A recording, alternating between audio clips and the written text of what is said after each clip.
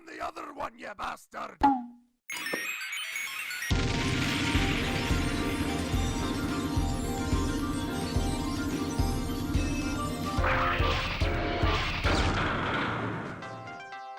I cannot even begin to pretend that 2020 was a good collecting year, especially in comparison to previous ones. I've already gone in depth into the many reasons why, with the release of the top 15 worst of 2020 video. However, that's not to say the year was completely terrible. Funny thing about apocalypses, they have the interesting effects of flooding the marketplace with somewhat desirable pieces. Granted, a small percentage of these are because people are down on their luck and require some short-term cash, but most of these cases are simply because people are re-evaluating their collections, re-evaluating what truly matters. I was one of these people. I got rid of plenty of figures that I either hated, had no emotional attachment to, or just never really messed with. But it also went both ways. Back collecting this year was incredibly fun. And between those grail hunts, there were still a few figures that offered truly amazing experiences on the mainline side, as there typically is. So after slogging through the worst year of many of our lives so far, let's at least cherish the good that came from it. Greetings Cybertronians, I'm DrLockdown, and today's diagnosis pertains to the top 20 Transformers of 2020. Or at least the ones I received anyway, because this is a personal list and I can do whatever the f*** I want. As per usual, top 10 lists require housekeeping, since there will always be that small group of people who don't read between the lines and insist that changes be made to my personal list due to qualifications or some shit. First off, this is a personal list. This isn't the definitive be-all end-all determiner of quality. This is what I feel about my collection at this current state in time. From this standpoint, understand that toys that are scored lower in previous reviews may be placed higher in the ranking just based on personal preference. Furthermore, yes, this list will include third party, and yes, it will also include examples of back collecting. If you want a list that only includes official figures that released this year, make your own damn list. This is a time capsule for my own collecting journey, and if you believe that I'm wrong for doing so because it somehow defeats the purpose of a top list, please politely fuck off. Anyway, pent-up anger from last year's responses aside, let the diagnosis begin.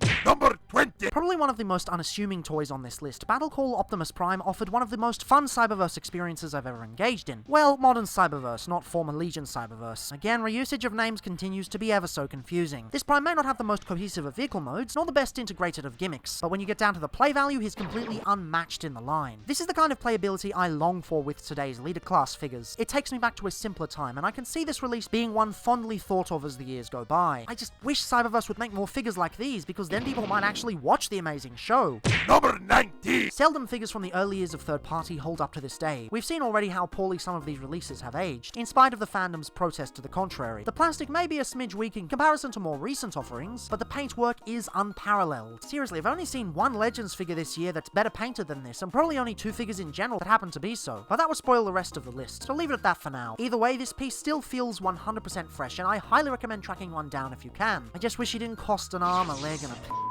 Number 80! You know, fun fact, I accidentally wrote this entire segment wrong and had to redo the whole damn thing because this one's actually a tie between 2 different ramjets from the long past era of fun publications. With everyone selling off their collections last year, there was never a better time to get into BotCon and TFCC exclusives. Both of these offer incredible experiences, with G2 Ramjet providing an infinitely more fun experience than the remake from over a decade later, coupled with a gorgeous color scheme, and the Universe rendition showing off how good the Armada Starscream mold was, coupled with a face that really does grow on you after a while, and once again, a truly gorgeous color scheme. Both of these are fantastic, and both of these are worthy additions to anyone's fun pub collections. Sadly, only one of them is getting a remake in the Generation Selects line, if the leaks are anything to go by. But maybe if Hasbro does more Unicron Trilogy updates in the future, we may just get a new version. Not that necessary though, because for now, these two are truly divine. Number 70! This one's cheating a bit, as while I did purchase it this year, it's a repurchase of a figure that I had as a child. But you know what? F it. Revenge of the Fallen Leader Class Optimus Prime is just as awesome as the day I got it back in 2009. Phenomenal mechanical details, surprisingly well done paintwork, a transformation that's complex but still streamlined and extremely clever, and an alt mode that exudes so much authority. These are the elements that go into one of the best primes we've ever gotten. Few Movieverse primes have surpassed this lightning in a bottle, and we know damn well sure Hasbro's own attempt and the way Jank faceplant in an effort to recapture the magic failed horribly. Every time I look at this thing, I have to resist the urge to go out and hunt one of the more premium versions. Maybe one day, but for now, this is still a cracker of a figure. Number 60! For all the bullshit we've had to put up this year, at least one unbelievably awesome thing came out of this timeline. What a roller coaster this was. When Studio Series initiated, most of the fandom believed that such a feat was impossible. They thought that even if it was to be done, Hasbro wouldn't dare release the figures individually. All bets hedged on a box set with gimped engineering, or even worse, no release at all. Then boom, a leaked listing for Hightower. Then bam, an announcement that each figure will be a different size. Does the end result have its fair share of issues? Sure, but you can't tell me this doesn't feel like the most complete combiner Hashtag has ever done. Whilst King Poseidon was was about as good as he could be, but failed to really push the envelope, Devastator may be lacking in some combined areas, but takes official combiners to the next level and sets the bar much higher for anything the company does in the future. This is by far the best combiner they've ever done, and if they could apply this type of release system to other combiners, then we are really in for a treat going forward. Number 15! I'll admit, I was skeptical when I first saw the announcement for this. To me, it looks like a half-assed attempt at cashing in on G1 nostalgia, taking leftover bits from the previously released Siege Prime, and shipping out an underbaked product. Boy, was I happy to be wrong though. Not only does Earthrise Optimus Prime outclass the Identity Crisis having Siege version, but he cements himself as the definitive Generation 1 Optimus Prime for years to come. This is one of the few figures that I find very difficult to put away. He's one of the few toys that remains constantly on my shelf. And sure, the trailer does need some tender love and care to make it acceptable, but the core robot is still absolutely stunning. Let's just hope they don't release yet another G1 Prime after this. Honestly, I think we've all had enough at this point. Number 14! Given the current apocalypse, many people have taken to selling off several of their figures in order to stay afloat. As unfortunate as it may seem, it's a sad fact of life. Several figures I understand. Classics seems to be getting the brunt of the sell-offs. Old movie toys too, given the recent Studio Series offerings. And of course, who could forget the never-ending cycle of Platinum Edition Ultra Magni? However, there was one toy whose consistent sales I didn't understand. Make Toys Coupler is a truly magnificent masterpiece figure, embodying everything awesome about the golden age of Masterpiece, both official and otherwise. Each aspect is tailor-made to give the feeling of a quality release. From the insanely clever yet satisfying transformation, to the nice chunky plastic that we seem to be missing these days, to the impeccable sculpt work, to the awesome vehicle mode. From what I gather, most sales of this fella are due to him not fitting with the current Masterpiece aesthetics and lineups. And I kinda get it. Can't say I agree with the sentiment though, because after many years of hunting, I am incredibly glad to finally have this magnificent fellow.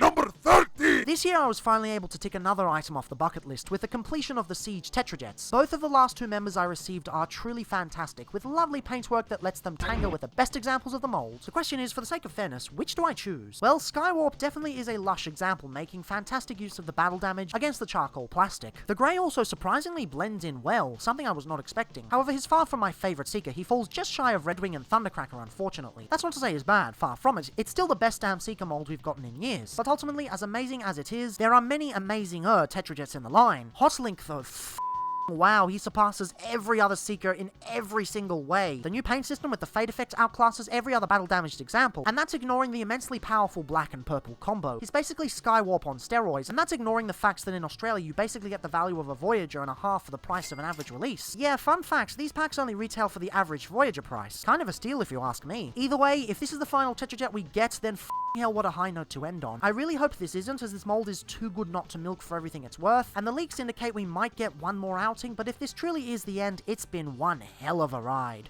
Number 12! Well, mate, Kingdom is off to a fantastic start, isn't it? As much as I was excited to finally move away from the ridiculous oversaturation of G1, I can't say I had no concerns for the engineering shift. Rat Trap instantly put those concerns to rest, though, with a truly masterful transformation. Don't get me wrong, the sculpt work and the paint work are some of the best this trilogy has to offer, but for me, the engineering is the absolute best aspect. It's insanely clever, almost feeling similar to something third party would put out, given the parts count for such a small figure. Even compared to the deluxes, which I've just received a week ago at the time of writing, he's a cut above. I fear Kingdom's core class may have peaked too early, but given that we haven't seen any photos of Wave 3 and beyond, we'll just have to see. And if they're even half as good as Rat Trap though, well, we're in for a truly magnificent time. Number 11! Super Megatron wasn't a figure I was initially thrilled with. I admit I was extremely hyped in the lead up to his release, as I've been asking for him since the Legends EX announcement, which I and many others thought was unfortunately cancelled. But when I first received him, I don't know, he was just kinda underwhelming. That said, after weeks of messing with him, discovering all his hidden features and getting used to the transformation, I eventually became infatuated with this design. If you're tired of the constant barrage of G1 Megatrons, then this is just the change of pace you need. I mean, it's to be expected. The original Titan Return Galvatron was always a fantastic mold, only held back by the god-awful Headmaster Mask gimmick. With the Selects release, it's finally allowed to shine in the way it was meant to, and I for one hope Takara continues to make retools of this quality in the future.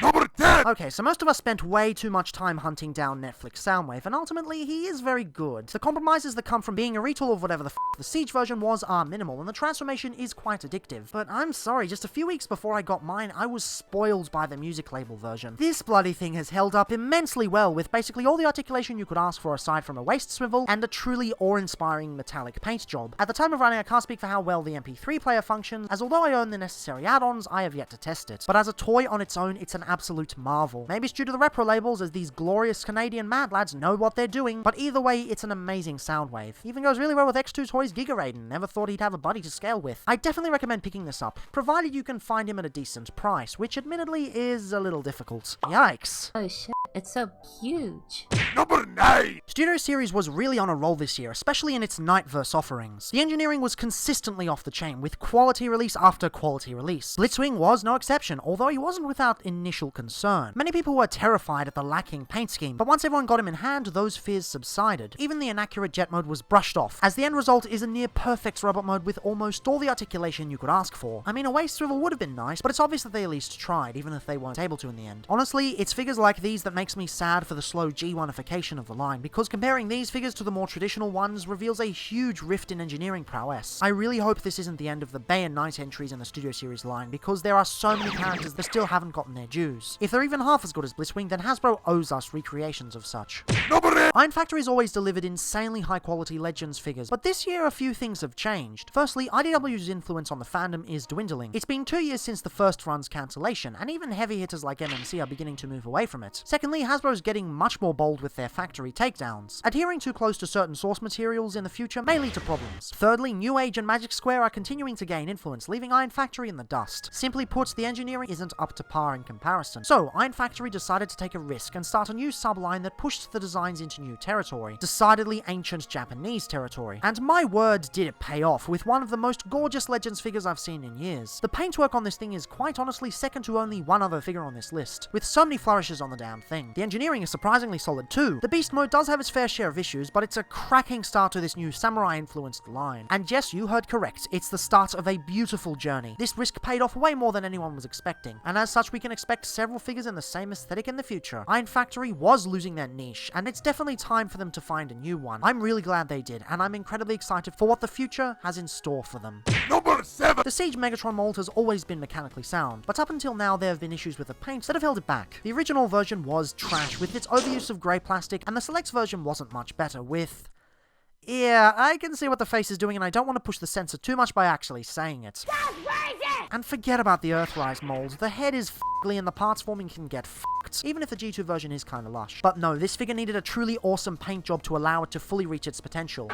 Yes, I know that exists, but that's not my point. Point is, its potential was finally realized with the Netflix release. The shiny gunmetal really brings this mold to life, and the Repro Label set makes it look even more gorgeous, especially with a black helmet. This, to me, is probably going to be my definitive G1 Megatron for the next few years, especially since as fun as it is transforming it, the Masterpiece version takes way too long. Even if the show itself was terrible, at least it provided a whole lot of good toys. Number 6. What do you get when you combine the novelty of having a small version of a G1 classic with one of the best G1 toys money can buy? Why, you get a truly magnificent experience that hits you right in the part of your mind that makes you go, aww. There's so much attention to detail with this tiny thing, which is surprising given how early in the history of third party this figure released. Especially in the way the arms work, which is such an absurdly obscure fun fact about the original toy. They absolutely didn't have to do that, but I'm so glad they did. Legitimately, I get way more fun out of this than I do the reissue. Don't get me wrong, the original toy is great and all, but come on man, I'm a Legends guy at heart. Always have been. Small figures like these are always going to make a beeline straight into my heart. Number 5. Robots in Disguise 2001 Optimus Prime was never a toy that was at the top of my wants list, and at no point did I go out and hunt one down. But Fate has a funny way of working, or at least Facebook marketplaces do. Funnily enough, a long-time fan of the show was the seller in question, so Jack, if you're watching this... Hello there. Either way, I always knew that this was one of the highest regarded primes on the market, but holy shit, I wasn't expecting to be this blown away. Even as high as my expectations were, they were blown away straight through to 3 states over. Sure, he could use some thigh swivels, but from a toy that turns 20 this year, it feels surprisingly modern. And best of all, the play options are unparalleled, even by heavy hitters such as the Cybertron version. There's so much you can do with this thing. There's easily $200 worth of play value and enjoyment on display. Fortunately, I didn't have to pay that much, but honestly I would have done so in a heartbeat had I known how good this thing is. It's the kind of toy that easily makes you want to scream. Number 4. Mate, getting this guy into Australia was a pain in the ass. First, RoboToys gets all their stock shafted and has to refund me. Then TF Safari refuses to send it to me for ages, and when they finally do, they use return shipping, which isn't only fraudulent and means they didn't have to pay a cent, but also means it might have been confiscated by customs. Never using those bastards again, thank you very much. Absolute worst shipping experience I've ever had. Was literally making bets with my local barista to see whether his Cloud City or my Freedom Leader would show up first. He finally did make it into my household though. Well, Freedom Leader, not the barista. And the roughly 8-month delay was very much worth it because Jesus Christ, this thing is gorgeous. I don't think there's a Transformer in my collection that's better sculpted and painted than this. Every surface, every nook, every cranny, Toy World has spared no expense in making this thing look utterly stunning. It baffles me that this and MP36 cost roughly the same price. That should be illegal. Well, it is in a sense given the Toy World got raided, but if this is the final figure they release, then what a way to end on. Sure, a lot of the mechanical detail does come from the sacrificed engineering, but as complex as it is, I can't say it's over-engineered. It's definitely ridiculously complex, but at no point was I ever banging my head into a wall like I was with certain other examples this year. This new direction of Toy World, although extremely volatile, appears to be paying off in spades, and hopefully Toy World sticks around for the future. Looks like they are with the upcoming Jetfire, or I guess Broadside? Whatever it is, this is easily the best figure they've ever done, and I am so glad to have added this fantastic centerpiece to my collection. Number 3. See, Hasbro, when I say you can do something new and interesting with the Seeker design, this is what I'm talking about. Sure, this is a roughly $90 third-party Legends figure, but I'm talking about engineering philosophy. New Age continues to be extremely refined in their engineering, and out of all the figures I got of theirs this year, the Seeker mold remains at the top of that list. Question is, which takes the top spot? Well, Acid Storm is typically my favorite Seeker, but the colors they used in robot mode, I don't like them. And Coca-Cola Starscream, sorry, but that's giving me flashbacks to the San Diego Comic-Con Sentinel Prime. So, by default, I have to give it to Sunstorm. But even then, it's still a fantastic figure. The fade effects, the crisp whites, even the diecast, it all makes this feel extremely premium. You don't need masterpiece-styled engineering to make a figure feel truly premium. You just need smart engineering and great presentation. Magic Square could honestly learn a thing or two. Number 2. I was skeptical at how the Iron Factory Decepticon Justice Division would turn out. Sure, I love the original 3 members, but I've never really given much thought to Helix or Tasos. Legit had to Google that. Haven't gotten that far into IDW, so I'm used to seeing the original 3 more than the others. What are you waiting for? But the last 2 are quite big for Iron Factory, and my experience with their larger figures hasn't been that broad, especially since I skipped Scorponok. And the first 3 were a smidge compromised. Like, I wasn't expecting MMC levels of quality, but these feel like older Iron Factory designs with somewhat compromised vehicle modes. But my word, that combined mode! Yes, it's parts formery, but what you get in the end is completely out of this world. The design may be a bit weird, but the hardware is unparalleled. What kind of combiner has an ab crunch like this? What kind? You tell me and maybe I'll shut up. Much like Bruticus before this sets the bar for third-party Legends combiners extremely high, and makes me extremely excited for any future entries from the company. Given the aforementioned original designs, it doesn't look like they're tackling combiners anytime soon, but if they do, you just know they'll be a sight to behold. Okay, so before we reach the top pick, we have to go through the honorable mentions, and oh boy do we have a lot to get through, so let's not dilly-dally. G1 Stalker, a brilliant G1 figure with wonderful proportions and an alt mode that just screams TONK! Earthrise Smokescreen absolutely demolishes the Siege mold with awesome details, an alt mode that surprised me with how good it looks, and impeccable paints. Just a shame about those clear knees. Studio Series Jet Shatter. This was a turning point for Studio Series, where the engineering finally reached another level. They finally figured out how to get these movie designs to look better than ever while still delivering incredibly fun transformations. It's just a shame that this was cut short with, more G1. Iron Factory Cliff Jumper blows the Hasbro version out of the water with its engineering, has an amazing alt mode, and embodies everything from the character. What more is there to love? Mastermind Creations Prototype RC. The MP can f*** off. This one's way better. The colors are lush, the engineering is smooth, and the alt mode looks great. Brilliant MP alike. Netflix Soundwave. Yeah, I know I prefer the music label one, but this new rendition is still pretty awesome. Definitely a pain in the ass to come by though. F*** scalpers. Kingdom Vertebrake, a truly fantastic Legends figure with amazing paint. I really hope the core class does more of these. Apparently they will, but we'll see. MechFans Toys Shattered Glass Rodimus. This was the year that made me do a complete 180 with this company. The amount of things this toy does is astounding. It basically covers everything you could want with this figure. Generation Selects Hotshot. Now this is how you do a Selects release, although you do kinda need the upgrade kit to make it reach its full potential. Also rest in peace. Cyberverse Deluxe Bumblebee, a transformation we've seen many times before, but it's still no less fun than it was all those years ago. Best Bumblebee of the line by far. Earthrise Sunstreaker. Now this is what Wheeljack should have been. Yeah, there's no spoiler, but the engineering is awesome. And no, the paint mismatch isn't a thing in person. Stop complaining. It's just issues with taking photos. Studio Series Off-Road Bumblebee. Great detail in both modes. Clever transformation. What's not to love? Fans Project Akara. See, I do like Fans Project figures. Actually, scratch that. She broke while I was transforming her, just like Roadbuster. Disqualified. MechFans Toys Gears. Cheap and fun with an addictive transformation. This is when my opinion of the company changed. MechFans Toys Astro Train. Not as good as a Siege version, but still a very satisfactory Legends Astro Train. We'll probably get a better one in the future, but it works great for now. Siege Battle Squad. So much fun. Glad we're finally getting some redecos of it. And finally, X2 Toys Frozen and Starlight. They're just so adorable. Also, Big Firebird Nicey would have probably been on the list if they had actually given us the head they advertised. If I'm able to find a replacement head, she might retroactively get added, but for sake. I can't look at her face and I really can't. I really can't. Yeah, that's a lot of honorable mentions, I know, but ultimately this list is meant to be a time capsule of where I am on my collecting journey. What can I say? I absolutely love talking about toys I like. And one figure that gave me more joy than any others is How could I not put Skylinks on this list? Out of all the toys I received this year, this has to be the most fun of the bunch. Aside from the sheer level of shits and giggles from the concept alone, being a big dumb bird that turns into a shuttle on a Thunderbird support pack. The hardware is insane. The articulation works absurdly well for a Hasbro mainline release. The sculpting works amazingly, it's filled to the brim with paint, and no matter which pose you put it in, the personality shines through insanely well. Yeah, the base mode is ours, and the font on the side still sucks, but no one will change it because apparently that's NASA's official font. Seriously guys, have better standards for formatting. Yes, there are issues, but the good points immensely outweigh them to the point where it goes beyond forgetting them. It's as if the flaws are basically memory wiped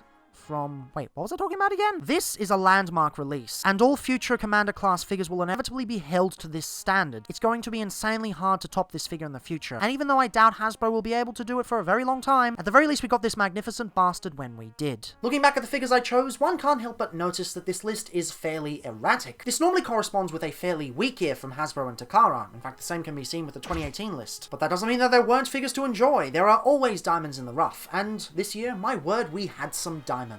I am expecting, or at least somewhat hoping, that Kingdom takes up many more spots on the 2021 list, but for now, yeah, this year was alright. But with that, it's time to move on. We've got a busy year ahead of us. Kingdom's going nuts, Studio Series...